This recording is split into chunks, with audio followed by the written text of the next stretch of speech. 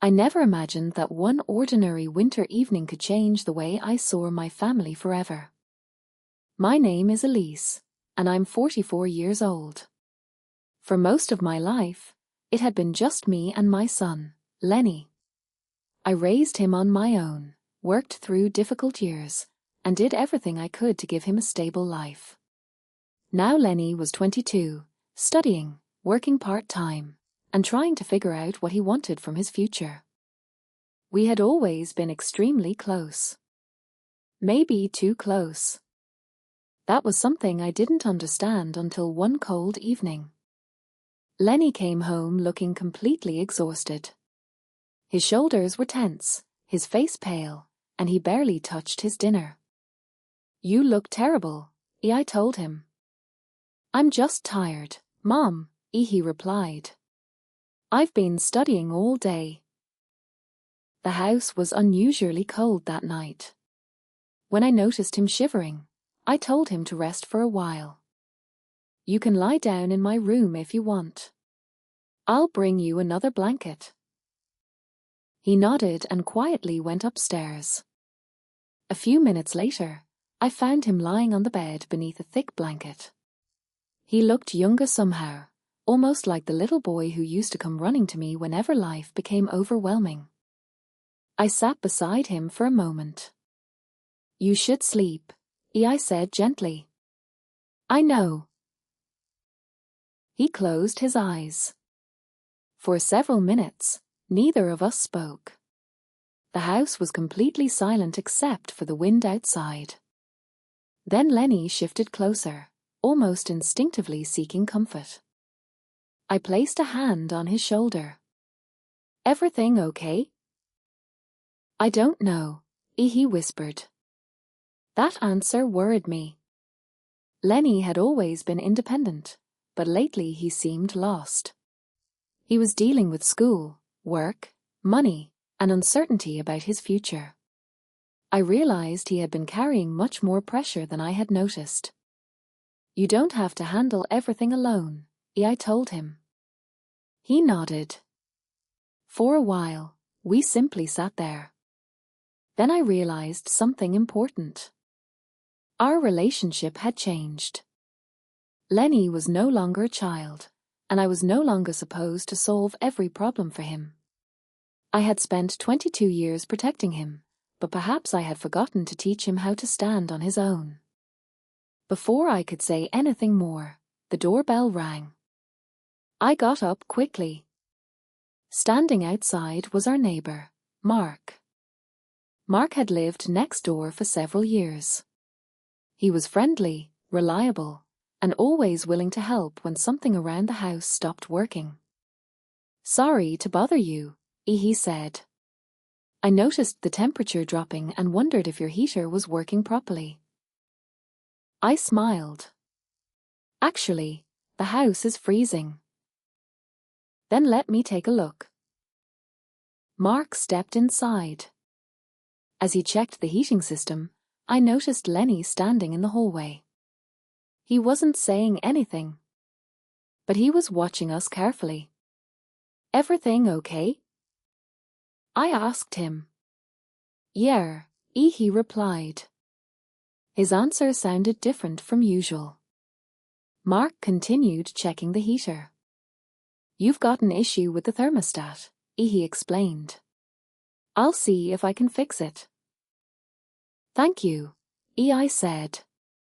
Lenny suddenly turned around and went back to his room. I watched him disappear. Something about his behavior bothered me. After Mark finished helping, he smiled. "Give me a call if the heating gets worse." "I will. Thanks again." When I closed the door, the house became silent again.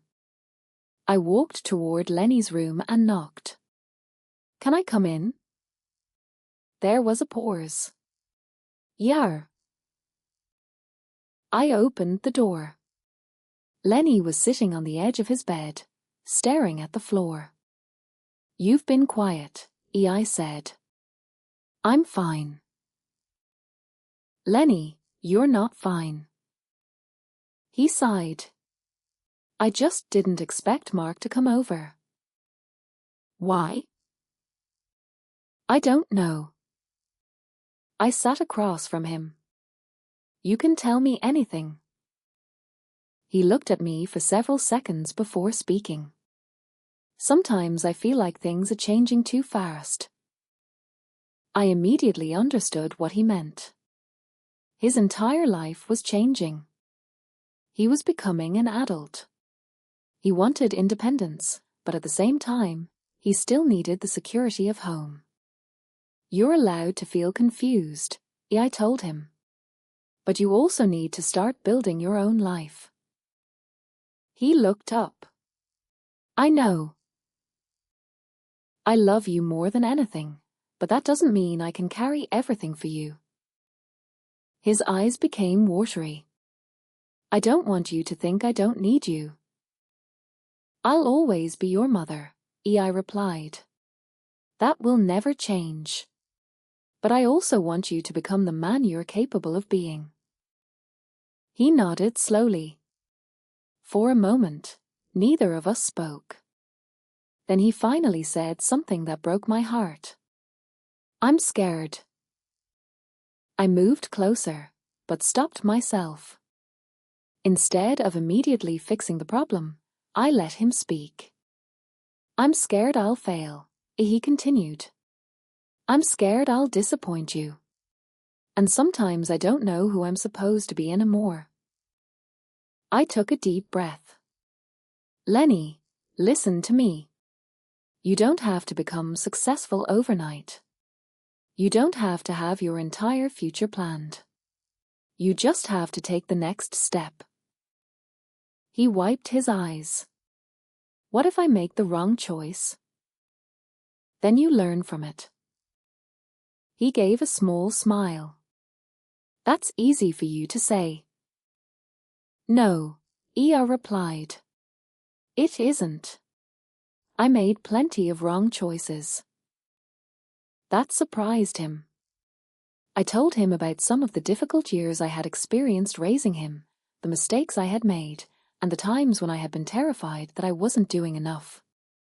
You were always my reason to keep going, I admitted. But now I don't want you to live only for me. I want you to live for yourself. He remained quiet. Then there was another knock at the front door. We both looked toward the hallway. It was Mark again. I opened the door. Sorry, he said. I forgot to mention something about the heater. He explained the problem and then looked at me. You okay? I smiled. Yeah.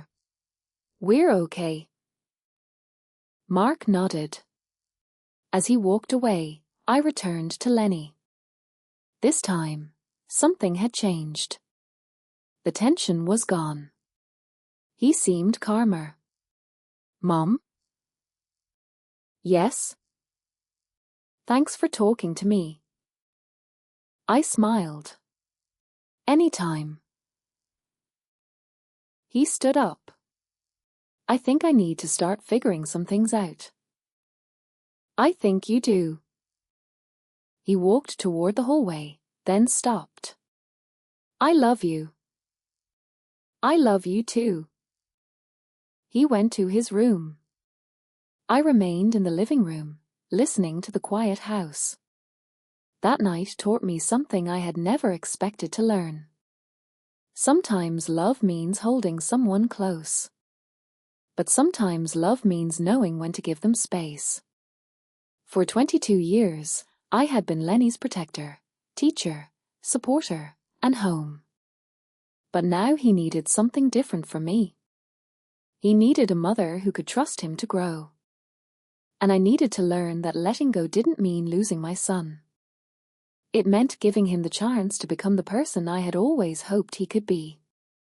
The next morning, Lenny came downstairs before I left for work. He was dressed, carrying his backpack, and looked more confident than he had in weeks. I've made a decision, he said. What kind? I'm going to apply for that internship I told you about. I smiled. You should. What if they reject me? Then apply somewhere else. He laughed. That's your advice? Absolutely. He shook his head, smiling. Then he opened the door. See you tonight, Mom. See you tonight. As I watched him walk away, I realized that growing up doesn't happen all at once. Sometimes it happens in small conversations. Sometimes it happens after a difficult night. And sometimes, the strongest way to love someone is simply to believe they can find their own way.